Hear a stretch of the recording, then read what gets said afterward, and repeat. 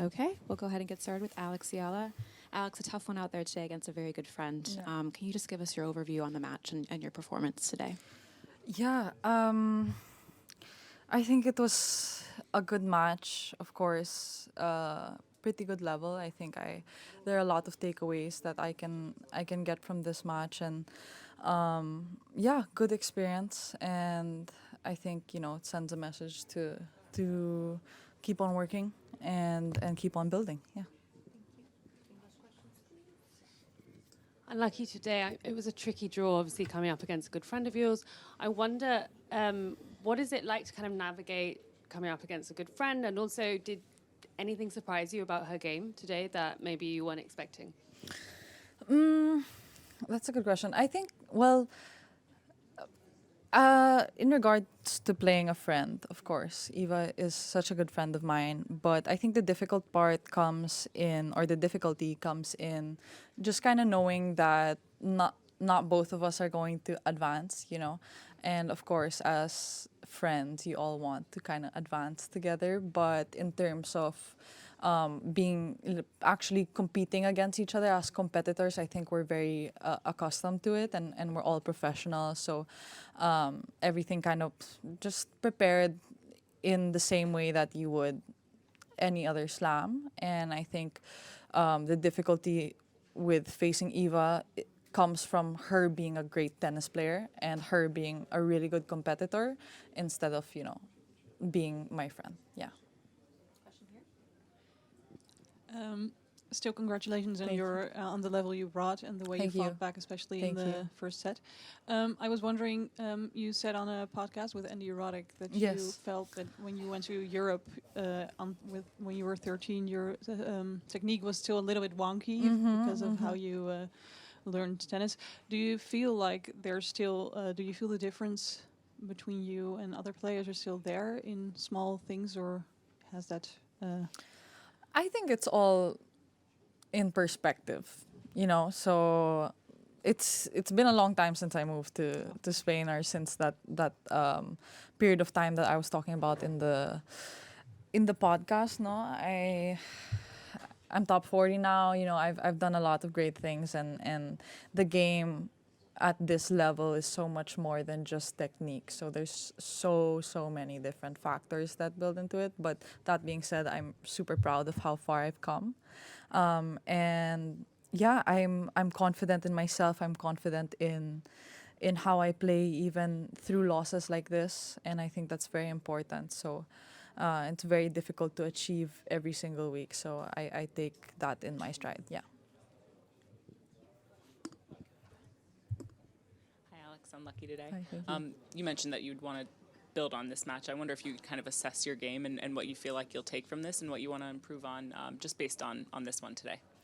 Yeah, I think there were definitely apparent differences, at least how I saw it. Of course, I have to process a little bit more and then maybe get into it in a deeper level with my team. But I think that there were a couple things that Eva did better than me today, and that's why, of course, I see the difference between players at her level, or maybe her ranking, rather than how I would say general level. And I think that I'm not saying that I can't get there, and I'm not saying that I haven't put out that level yet, but I think I know what work needs to be done in order to make it more of my average. Yeah. And could I ask if I could ask a follow-up? I feel like on the friendship thing, older generations of players would very commonly say, like, don't be friends with people who you're going to compete against. I wonder if anyone's, like, told that to you or warned against that, and if you obviously feel differently, but, like, see the other side of, like, no, I'm very young, I want someone who's kind of along this ride with me. Yeah, personally, I think friendships are really, really important, and especially at the age I'm at, and a lot of the younger girls on tour, maybe if we weren't professional tennis players, we would be in university or other setups like that, wherein the environment is kind of already made for you where it's so easy to make friends. Kind of it's just built in. You're just around people who are your age, who are just, and we are under very unique circumstances. So having friends and just on a personal level for me, I really value friendships. Just as a person, it's nothing to do with kind of like with being a player. And I definitely went through a phase of kind of not being friends with competitors. I would say mostly when I was young, and I say young, like probably 8 through like 11, So that was kind of like, no, and I think that was partly, of course, it was so long ago. I was coached by my grandfather and everything, but I think it was also because you look at the players at the top, and they're also not friends with other competitors. So I think what the beauty in our generation and now in the present is that us being at the top of the game, we have the power, or we have enough impact to control the norm. So if we're able to show other people that you can compete fiercely, and you can compete with intent, and with that fire, while also being friends off the court, then that will have a great impact for the generations to come, I think. Yeah.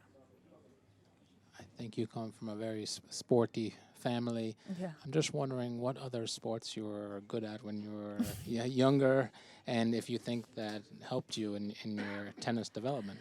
Yeah, I was never good at any other sport. I suck at all other sports. Like sometimes, I tell my team like I don't know how I became an athlete, because like football, no, swimming. Oh my God, I had to swim like month and back. It was bad, but I don't know. I think I just put everything I had into tennis, and it worked out. Yeah. Hi, Alex. From four. I mean, there is this ongoing conversation regarding the prize money. Some players said players don't earn enough. What's your position? What do you think? Do you make any difference between the top players and the less privileged ones, or would you support a boycott eventually? Well, of course, I have also gone through the different stages, no? And I think all of the players here in Roland-Garros or in the Grand Slams have gone through the different stages of, competing in the futures and then competing in... And I think we all just want to leave tennis better than we found it. And I think that's why the top 10 players are doing this. And I really appreciate and I admire that they're standing up for everyone, basically. I think they, being at the top of the game, they represent a lot. They represent the players, so I appreciate that. And I think that, well, me personally, I think for my view, I think there's so many factors that I don't know how Roland-Garros is run. I don't know the specifics, and I don't know the finances especially, but I do think I am on the player side, and I will always be on the player side. I think we really need to appreciate the hard work that we go through, and I think I know the work that needs to be put in to get at this level. So I really appreciate what the top 10 are doing. You had some great results on the grass last year, and I'm wondering, what are your plans in terms of where will you be preparing, and which tournaments are you planning to go back to? That's a good question. I have doubles here, so right now that's kind of my full focus. And then I think I will be going to different tournaments than I did last year, but I have not confirmed. So wait and see, guys. Yeah.